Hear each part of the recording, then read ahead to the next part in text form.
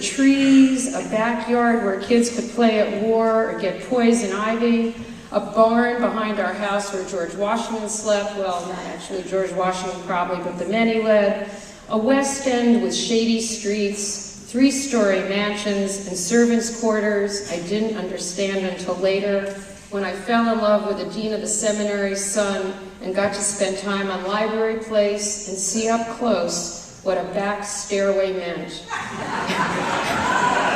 And he walked to Nassau Street School with Einstein and told me he wore no socks.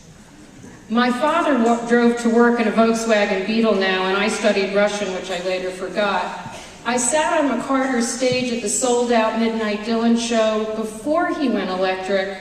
I was no longer the smartest girl in the class, but I was smart enough. I did not need a weatherman to know which way the wind blows. I was figuring out the powers of war, dating boys from eating clubs who brought their real girlfriends in for the big weekends, smoking pot in university dorm rooms with the French majors who read Sartre and Camus along with Burroughs and Ferlinghetti, figuring out sex at the Institute for Advanced Study Woods. It took me years to start reading the women. Back in the 20th century, when I was a girl and I grew up in Princeton, we called going to town uptown. Yeah. Read Dostoevsky, Tolstoy, and Hardy, danced around the house to Yellow Submarine, went to concerts at Blair Arch, planned demonstrations by the flagpole at PHS, smoked cigarettes behind the gym, ate irony for breakfast, and cognitive dissonance with lunch.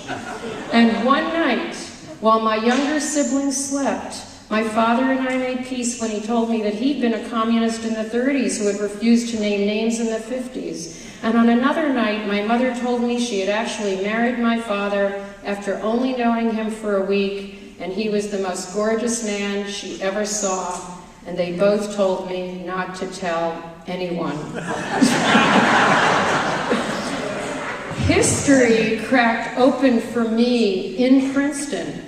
And years after Alan Kirshner helped me with the women coming and going and talking of Michelangelo, he eventually hired me to do what he did, teach in Princeton, at the school where a boy I liked had once broken my heart.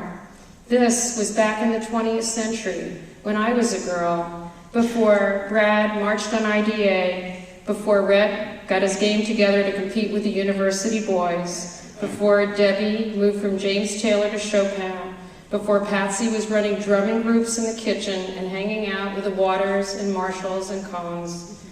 It was before I changed my name and escaped my teens, and like everyone else who survived all that, tried some alternate realities and lived 3 or 4 different lives.